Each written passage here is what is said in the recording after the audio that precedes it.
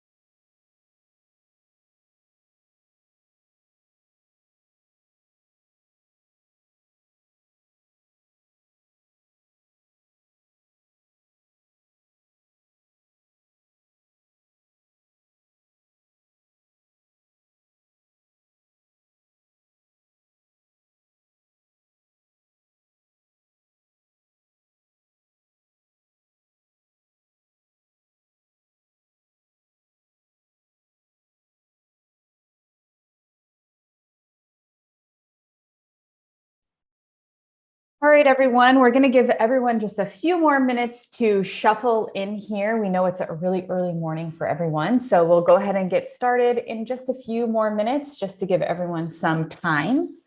And we thank those of you that have already joined us.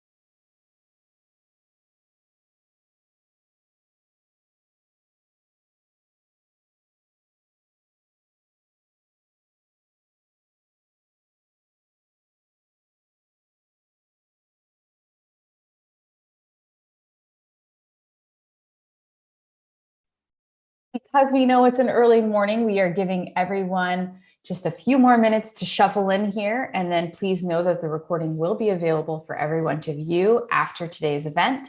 So we thank you so much for joining us. And if you share with us in the chat box what grade levels you're working with, that will also help us with some questions. If you also have any questions for our panel, please go ahead and post those in the Q&A box. We're excited to have a Q&A feature at the end. So go ahead and put those questions in there now.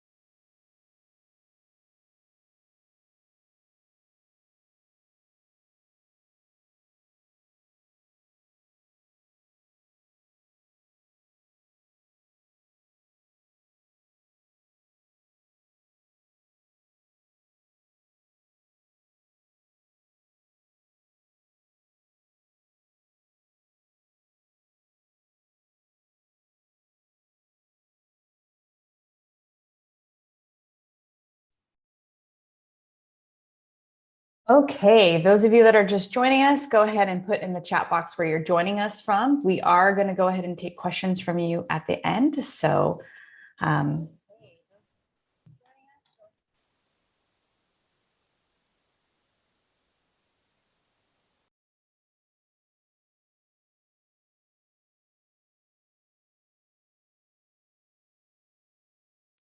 my apologies for stopping right there. We are going to go ahead and get started with today's event. So thank you all so much for joining us for the 2021 Hour of Code webinar series. This is our favorite event of the year. So we're really excited that you're taking the time to join us with your students and to share in our favorite week of the year. All righty. So if you have any questions, go ahead and pop those in the Q&A box. So this is the Women in STEM, also known as the Women of CodeMonkey and the Women in CS. So we're excited to share a little bit about our women-led team and share those questions with you all. Be sure to, So this is, like I mentioned, our favorite event of the year. This is our 7th year being part of the Hour of Code / CS Ed Week. And the CodeMonkey team does want to take time to thank you to all teachers and students who are joining us for today's webinar and who will watch this after. We know that there are many choices and we thank you for spending your time with us. And if you are catching this at a later date, we also want to thank you. And if you have any of those questions, feel free to reach out to our team at any time. We are so excited to share this year's Hour of Code with you. Please do remember to follow us on all of our social channels at CodeMonkey STU. You'll be able to stay up to date with everything from the latest in CodeMonkey to EdTech news and content. So be sure to follow along with that as well. To begin our event, we always like to, and also during today's webinar, you can use the hashtag, as you can see here in the bottom of all the slides, CMHOC 2021. You can tweet at us during any time during the event as well. And we'll go ahead and get to those questions. In addition to that, if you have any questions, please go ahead and put those in a Q&A box for our panel, or as those questions come up, we do want to honor your students' questions and bring those to our team as well. And if we do not get to any Q&A questions or anything like that, we will make sure to follow up with you after today's event. So if you're ready, let's go ahead and write code, catch bananas, and save the world. We always like to first start off by introducing our team and who's joining us today. And so my name is Lena Saleh. I'm the professional development and a sales manager here at CodeMonkey. I help organize these types of events. Previous to that, I was a teacher. And a fun fact about me is I have 7 siblings. That's a lot of siblings. All right, so we also have today joining us is our panelist. And so we start with Yoav, and Yoav is our full stack developer, and you'll learn a little bit about what a full stack developer is and what they do. And so we're thankful that he's joining us. He has been with CodeMonkey for 3 years. And prior to that, he did a lot of game development before joining CodeMonkey. And a fun fact about him is that he loves to play the drums. We also have Brett Eskelson. He is our VP of US Sales. And he has been with CodeMonkey for a little over 2 years, almost 3 years now. And a fun fact about him is that he is really, really tall and loves to play basketball. We also have Maya. She is our customer success manager, and Maya is joining us from Israel, as well as our panel, as most of our panels, besides myself and Brett. And Maya is really a fun fact about her is she's new to the CodeMonkey team, and we're really excited to have her. And a fun fact about her is that she loves art and is really very passionate about art in the international culture. Okay, so why did we do a panel on the women in STEM? Well, did you know that only 29% of women comprise the STEM workforce? And 52% of those are college educated women. 19% of women are in board positions. That means that they are the decision makers at the top of the company. And that number is up from previous years. So we have been seeing more women making concentrated efforts and becoming higher ups in the STEM world. So that's really exciting. But still a relatively low number is that only 3% of women in the STEM fields are CEOs. That means that they are the chief executive officers. That basically means that they run those companies. So we really wanted to focus on the women in CodeMonkey and just be able to meet the team and kind of learn a little bit more about them. So our CodeMonkey team is really majority led by women. And so I'm so excited to get for each of you guys to meet them. So now let's meet our superstars of today's event. And that is our team of the CodeMonkey Women in STEM. So I'm going to go ahead and let them introduce themselves to you. Hi, my name is Livnat. I've been working at CodeMonkey for 5.5 years now. I am married and I have 4 boys from the ages 18 to 9. A fun fact about myself is that I went to over 50 concerts of the same famous Israeli singer in the past 25 years.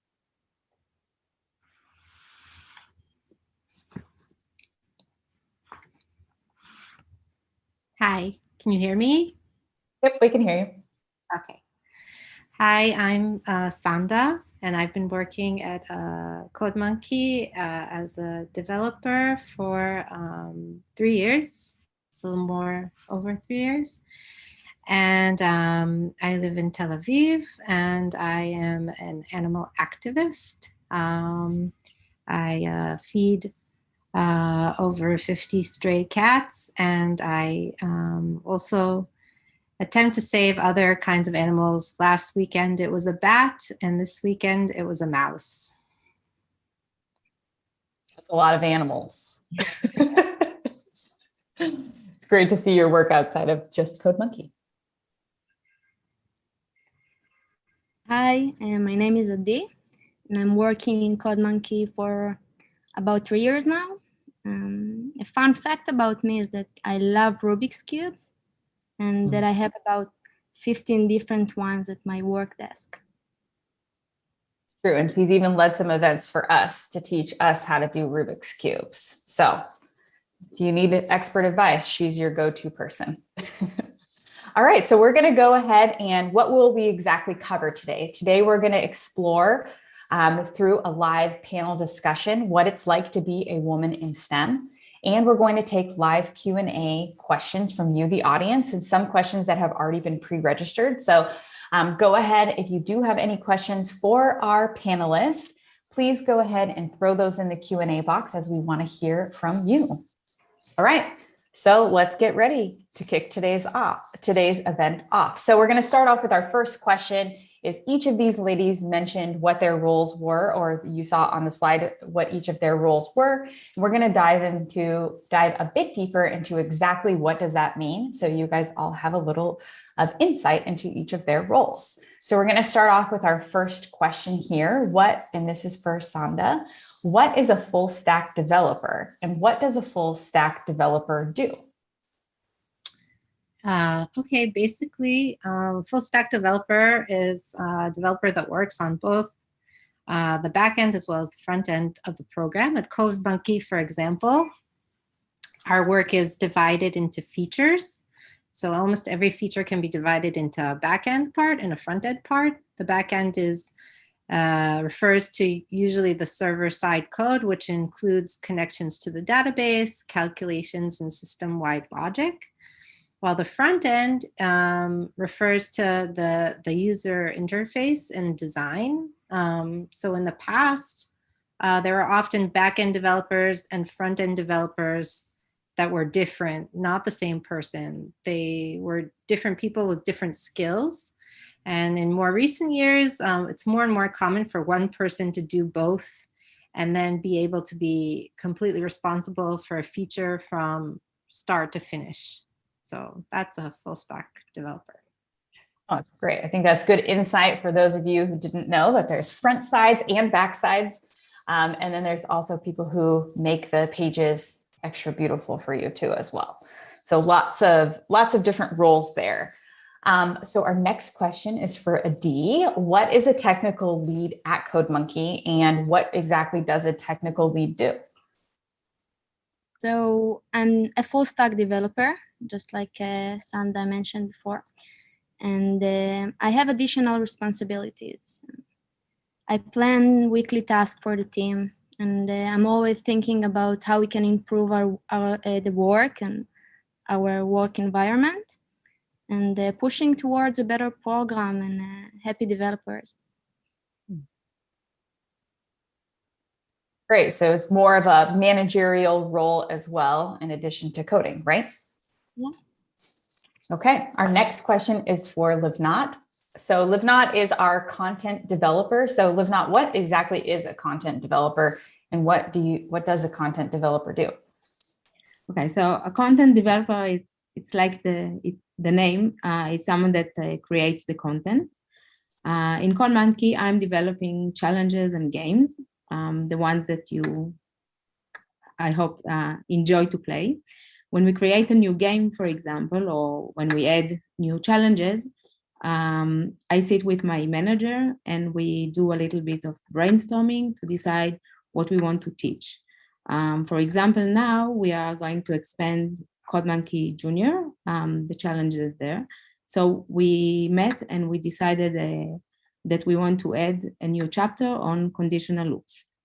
Then we decide what the characters will be in the game, what new object will be in the game.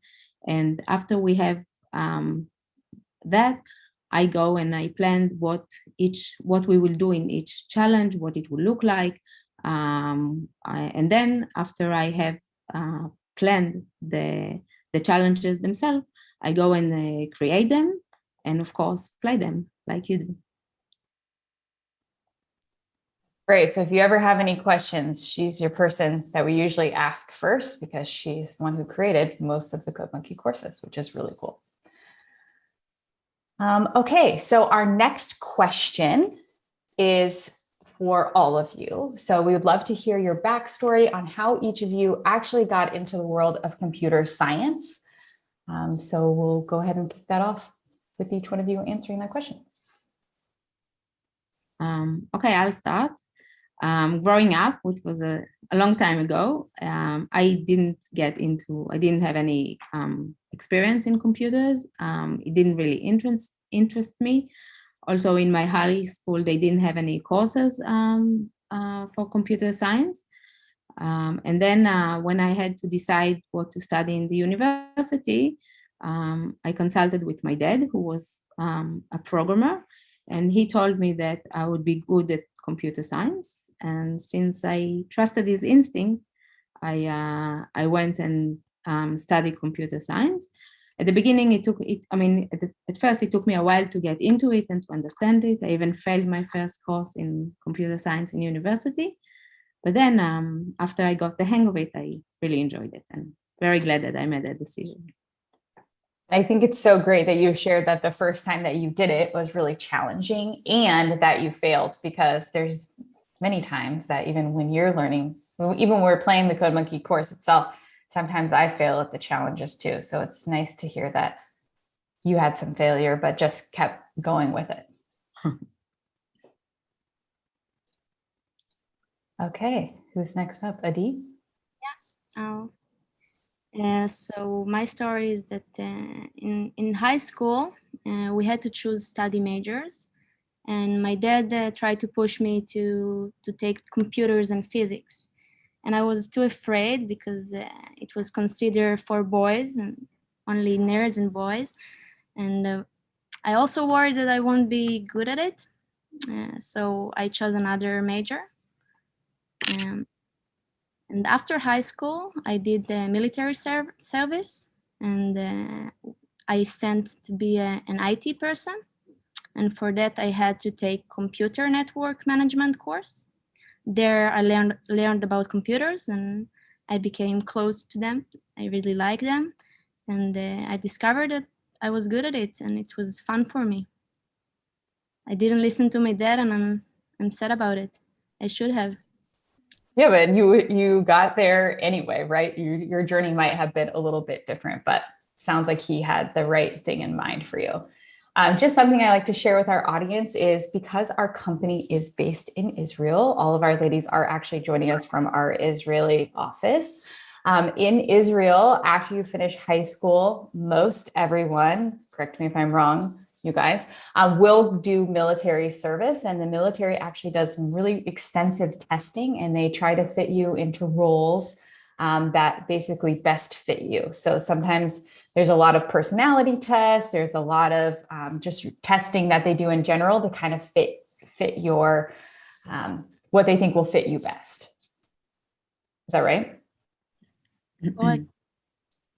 Okay. All right, Sanda, how did you, oh, sorry. Yeah, no problem.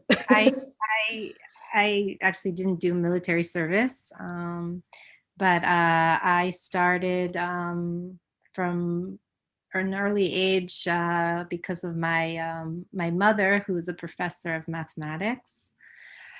So at an very young age, she really encouraged me to study, to be involved in math and science activities. We went to the science museum a lot, and she would always give me math problems to do, which I didn't really like.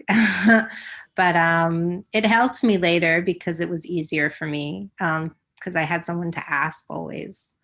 I also remember that she bought me a book about women in mathematics, and I think that was also really inspiring as a young girl. So I ended up liking math because I guess I wanted to please her, but I also had the confidence because she gave me confidence.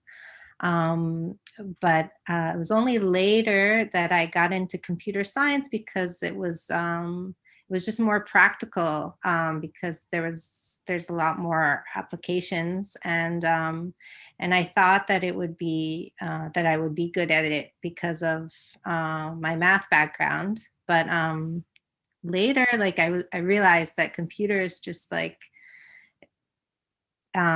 is much more interesting to me and much more empowering, and I'm really glad that I went to study computer science. So.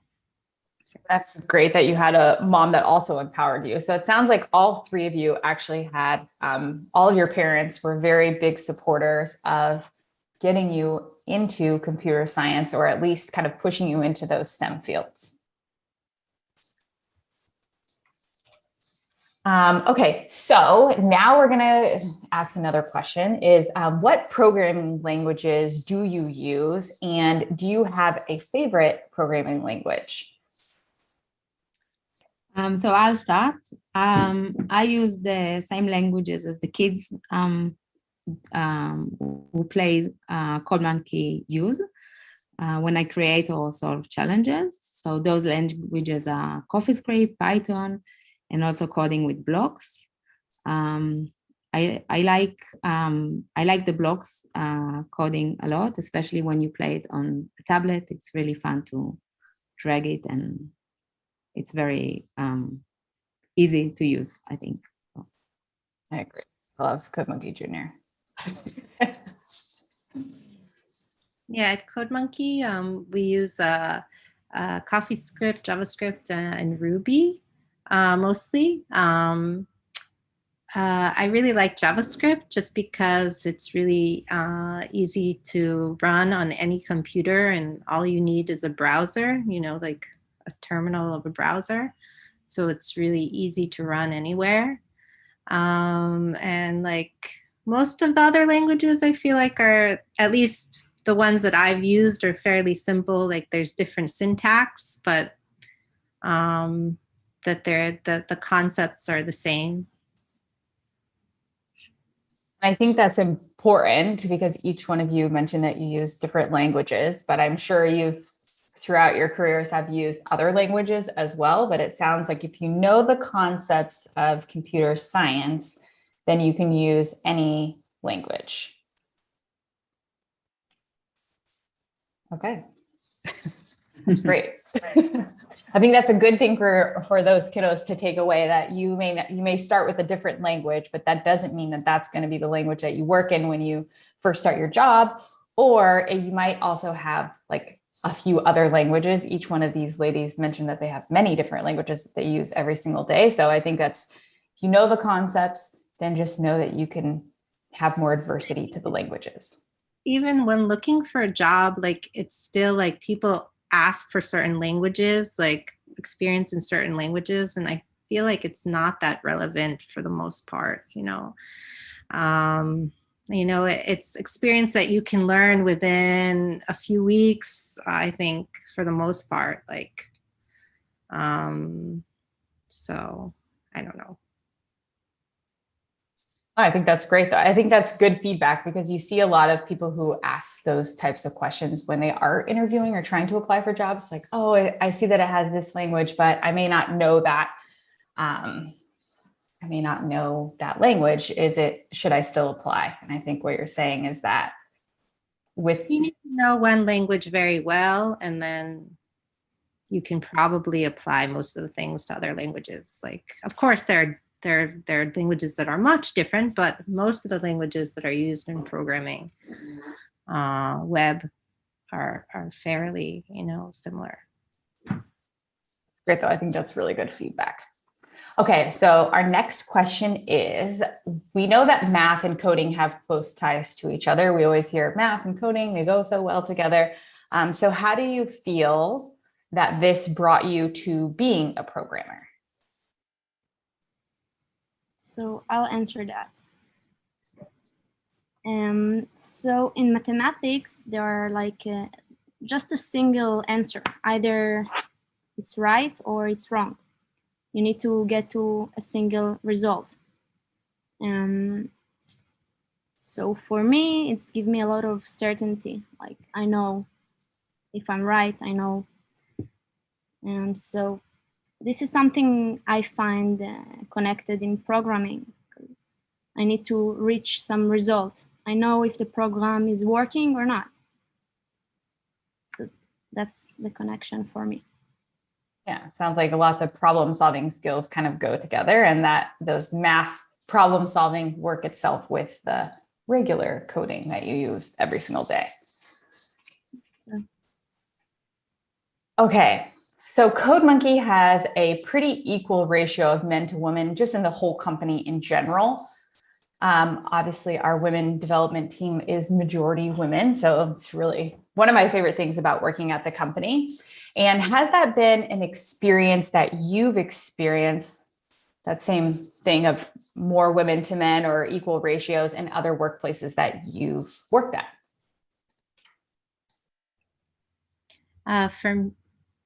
For me, like it is a very different experience working at CodeMonkey. The other places I worked at were like at most like 25% like women, especially in the development. And I think it just adds, like, for me, it's a lot more comfortable. I think there's like a greater sense of camaraderie and like helping each other out. I don't know if it's because there are more women or an equal amount of women in the company, but I think it helps. Like, I wish more places were like that. Yeah, definitely. And I think it's important, to have women around you also to support you. But I think we've discussed this offline prior to, having our event today, just about how CodeMonkey has also supported them, which we'll dive a little bit deeper here in a bit, about also being mothers in the workplace. And I think that as women, sometimes that can be a scary thing and sometimes can push women back from actually moving into more of those managerial roles, because being a mom sometimes, or has often been stereotyped, that we have to stay home or that we have to kind of give up our roles in the professional world to be mothers. So I know that Sanda and Livnat are both moms.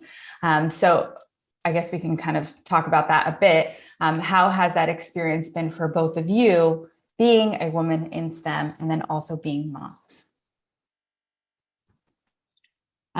So that actually goes to the next question. Well, and I worked when I worked in my previous company, we worked with offices in the US. And because of the time difference, I had to have a lot of meetings took place in the afternoon and evening of Israel time. So it made me stay at work late and miss being with my kids at home for dinner. And other times I would have to stay at work to join those meetings. I would go home to be with my kids, and then I would miss on meetings at work. So it made me feel that I wasn't 100% at home, and also I wasn't 100% at work. And I always felt guilty about something. So I felt that was harsh, because I don't know if if men feel the same as we do. I don't know. And I think that it's probably has been important to find a company that also supports that you are a mom and, and you're working too, so that you can kind of have those experiences with your children too. Mm-hmm.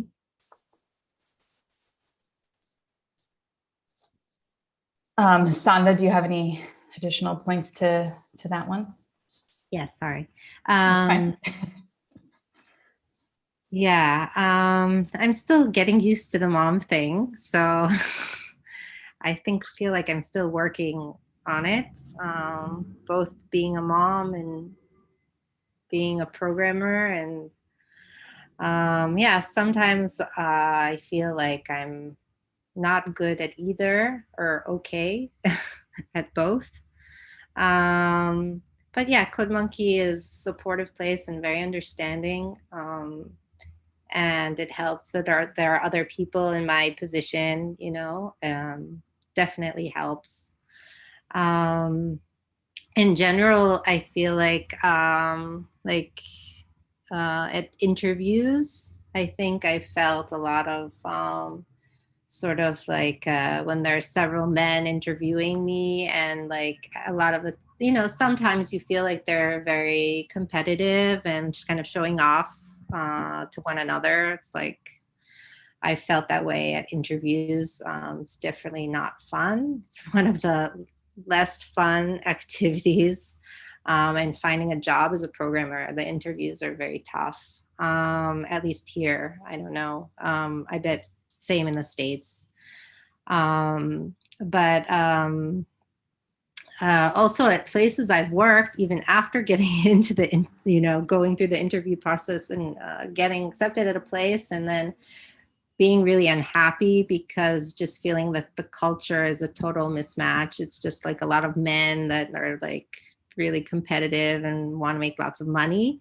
And like you've gone through this whole extensive process and you feel like you just want to get out of there. So, and I've left places like that, and I left one place after a few months only working, even though I felt really guilty, but it was really smart that I left, because then I started working at CodeMonkey after a while. And I think it's just like you just have to find the right fit. Like there are so many places, and like not to just get stuck in some place that doesn't make you feel good.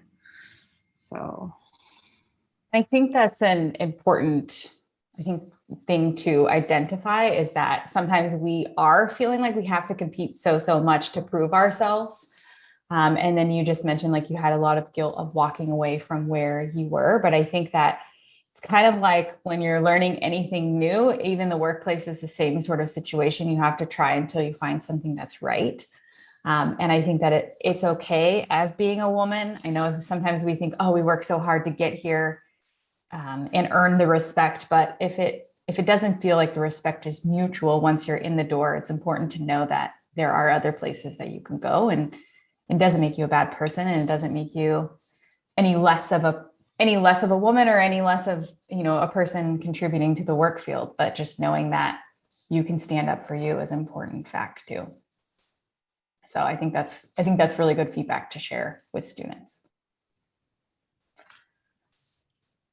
Did you say something, Sanda? Sorry, you're muted. no, I totally agree. Oh, okay. I could read your words, but I wasn't sure if that's what you meant. And then Adi, I guess we mentioned this question at the beginning here, is being a woman in a mostly dominated field, have you experienced any hardships just being in the field itself? I know we mentioned it with Livnat and Sanda, but I'd love to hear from you any hardships that you've experienced. Yeah, so for me, CodeMonkey is my first full-time job in this field, and I feel very lucky. And Sanda was the first one to interview me here, so it was really nice. And so no, until now, I haven't experienced any hardships as a woman.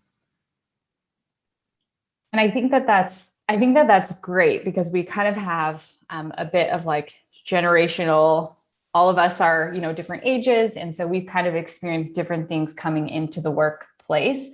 And I think as each year progresses, companies are becoming more inviting and more welcoming to women actually having these different, roles and things like that. So I think the fact that you haven't really experienced that, I think also speaks to where we are today. And I think it's really great to see that you're also able to, you are a lead of CodeMonkey and the technical team. And I think that's really cool to just, kind of hear everyone's experiences and how things have changed. Does anyone have any follow-up to that? Okay. Okay, so when you shared, I think this is a good question for everyone to kind of know, when you shared with your family and friends that you were going to become a computer scientist, did you face any opposition? I know each one of you spoke about your past experiences, but was there any opposition that you got from anyone when you did decide and tell everyone that you were going to become a computer scientist? For me, at first, when I chose to go to study computer engineering, my parents were very supportive. My brothers, that were both of them already engineers, they were teased me a bit. They said that I wasn't smart enough. And some of my friends laughed at me for being a robot, and some thought it will be hard for me to compete on job with the other men, and that it was a world for men. Yeah. I didn't listen to them. Good. I think that's good feedback. Yeah, Dee doesn't really listen to anybody. It's good. That's the best advice. Best advice. It is good advice for sure. Sanda, what about you? I know you had a little bit different experience. Yeah, also like we all had support from our parents. That's how we got into it. So yeah, so my mom's really happy. Like she was really she thought it was really important for me to have like a strong like base, sort of financial base also. And I think it was just, for me, it was like a practical decision that I made later in life. And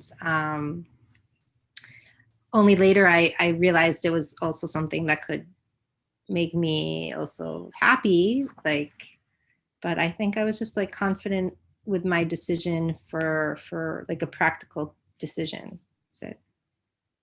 And I think we talked about this a bit offline, but online too, is that Sanda actually, her undergrad, because her mom is a mathematician and she actually studied. So Sanda grew up in the United States and now she lives in Israel. So that's why she didn't have to do the military service there. But she had a different experience where she started out her undergrad is in math, and then she decided to move into computer science. So I actually thought about teaching math, and then I quickly realized it was like way too stressful for me.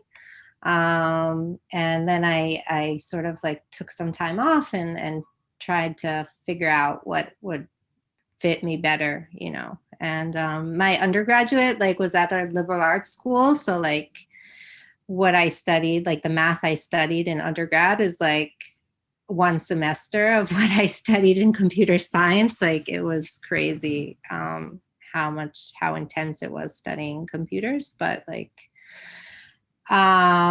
it was worth it. Like yeah. I think what you mentioned too is that you didn't originally think about, I mean, you had some inkling about being in computers and things like that, but that it's never too late to switch a career or find a new passion. And I think that taking, you took some.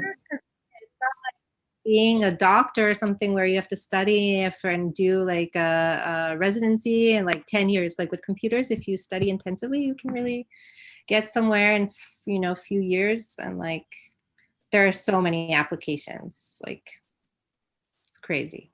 Yeah, I agree with that. And I think that's what I think is so unique about computer science is that there are things like we mentioned coding boot camps and like those different things that you can take. And you also mentioned being financially stable. And that was an important thing that your mom and, everybody wants us to be financially stable, but computer science and a career in computer science or STEM typically leads to a higher salary. So allowing us as women to be able to support ourselves independently too.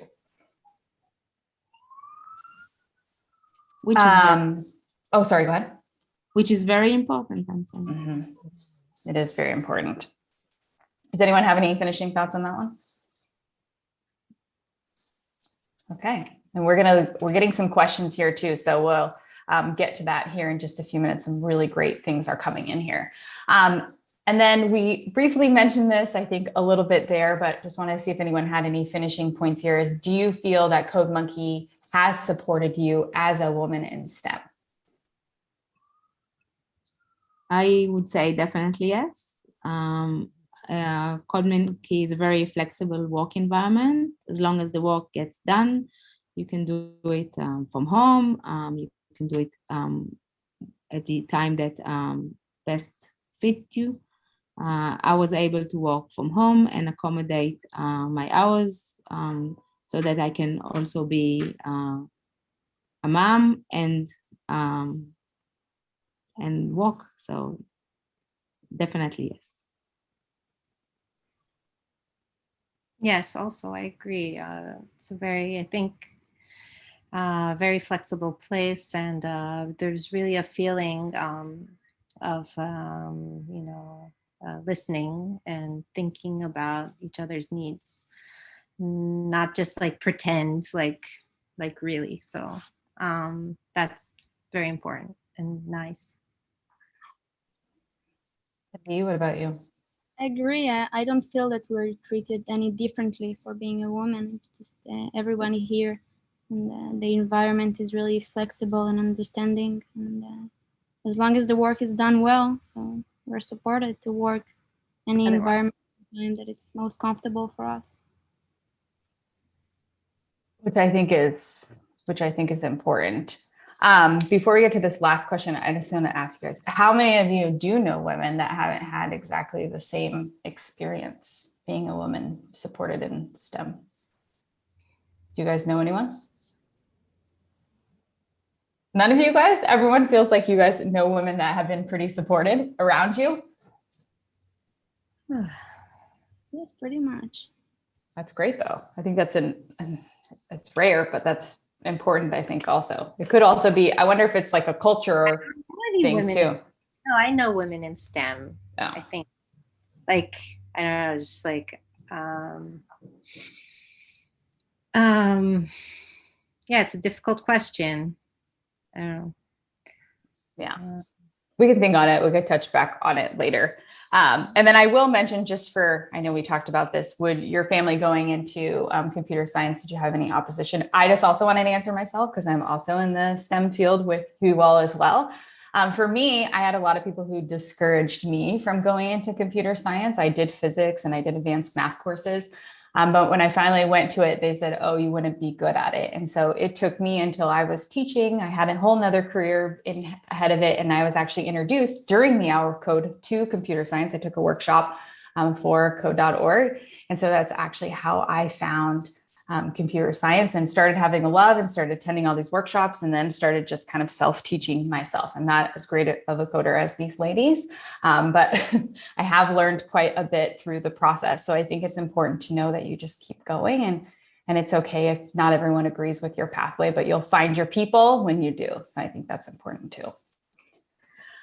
Okay, so this is a question that we mentioned, and the purpose of really why we're doing this is, why do you feel it's important to support other women who are currently in STEM or wanting to get into the field itself? So having more women in STEM careers will help narrow down the gender pay gap and enhance women economic security. We said it's really important.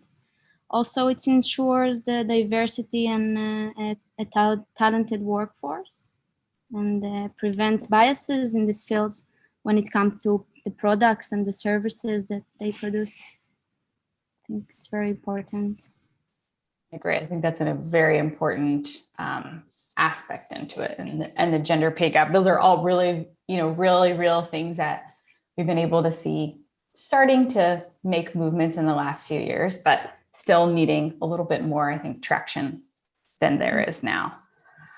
Okay, so our last really question before we take our Q&A from the audience is, what inspirational message would you give to young girls or to women to inspire them to pursue STEM and whatever that looks like for them?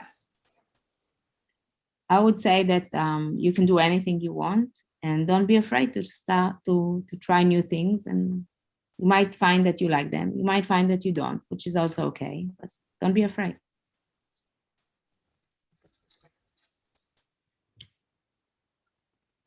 Yeah, that's exactly what I want to say. It's just don't. For me, I was forced to study computers, and that's how I got to know that I'm good at it and that I like it. So if you are forced to do something or to learn something that you think you're not good at it, just think about it in a positive way. You might find that you like it, you might not, but just try. Yeah, and I think that also the many applications, there's so much power in computers and programming, and it's really sometimes in movies or TV, it looks like this really narrow type of person that goes into these fields of like this computer nerd that like sits on like types like really fast. And I think that it's like, it's really doesn't have to be that way, and it's not that way. And like, there are so many applications and so much power really. And I feel like, yes, you know, women should be in those power positions and give some more perspective to the world. Like, I think it'll make the world a better place, like really. So Definitely. Agree. And I think each one of you has, you know, kind of said, just try. I think that's the important thing with the hour of code and really anything that you do, just try. And you probably, it sounds like every single one of us at the very beginning had some hardship with learning how to even do computer science, because it is challenging. And there's just even, you know, writing code, and even really well, you know, all of you will know, and anyone who works in other companies will say that, you know, you have these long sprints and you're doing your code and everything seems like it's great. And then bam, there's one little syntax error that's hidden somewhere, and it takes you hours and days to find where it is. So I think just trying is important. Anything we do in life, just try.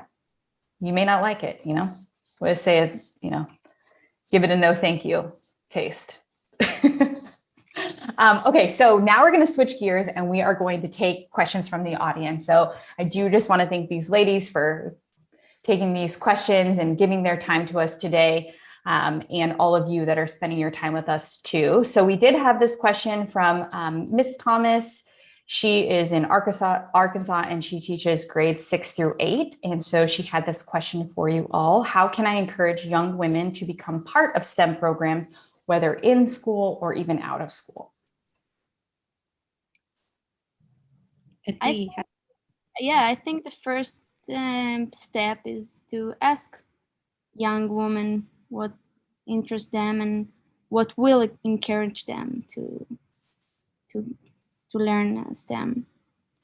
Then try to think how you combine it with the program, because you can combine everything. This program, like Sanda said, there are so many applications. But the first step is to ask young women.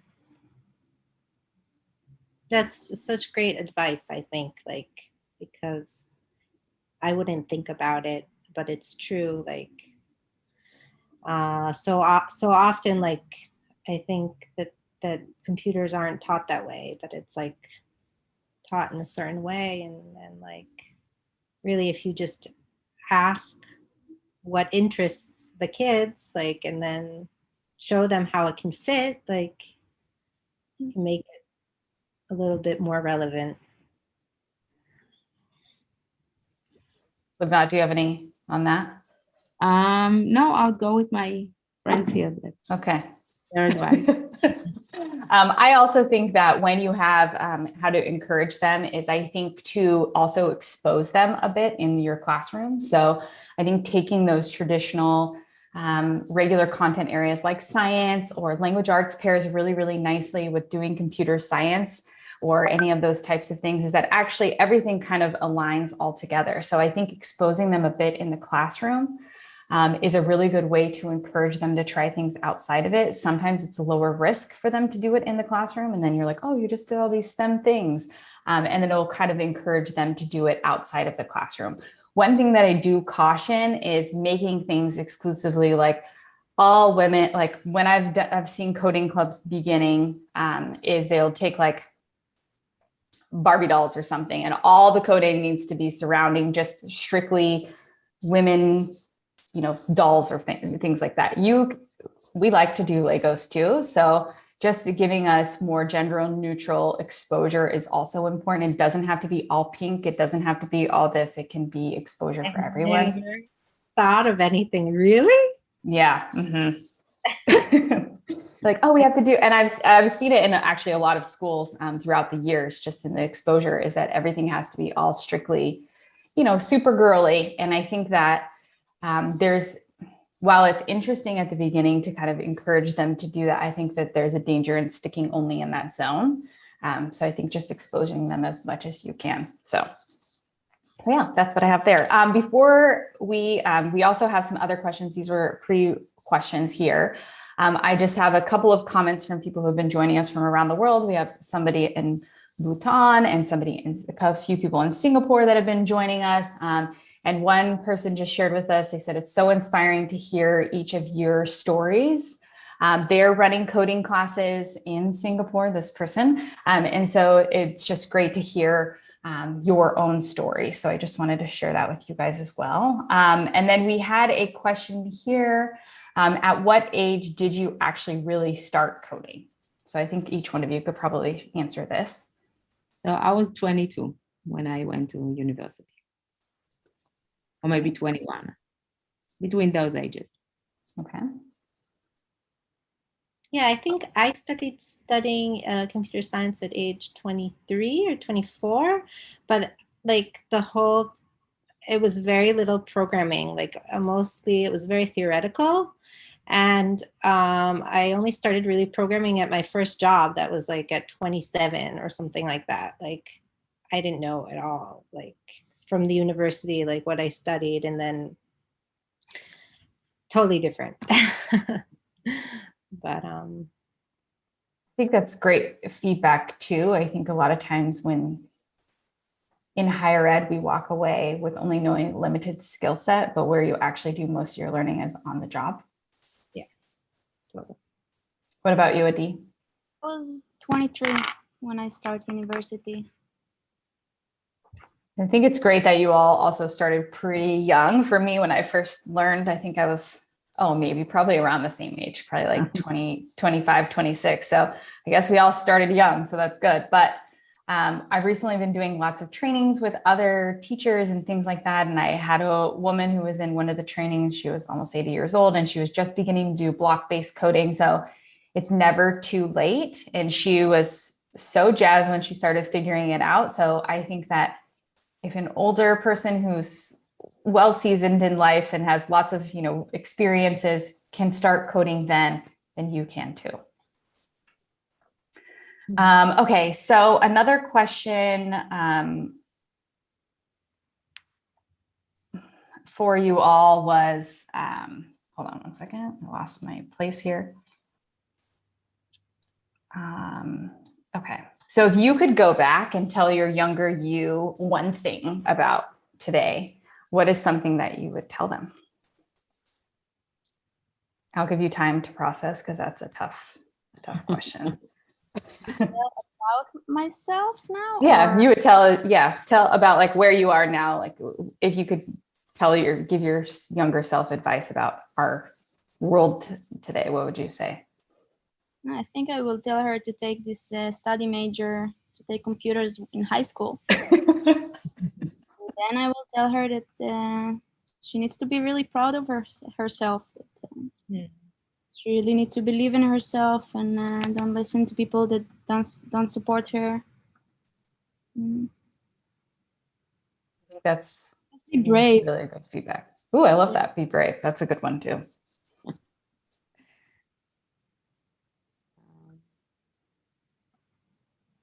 I would say for me, I think I would take exactly what Adi's advice is, to just go with my gut instinct, because I was always like tinkering with things. I was like taking things apart and putting them back together when I was like young. And that wasn't seen as like the girly thing to do. But I think if I would have just followed that pathway, I probably would be sitting in your seats today.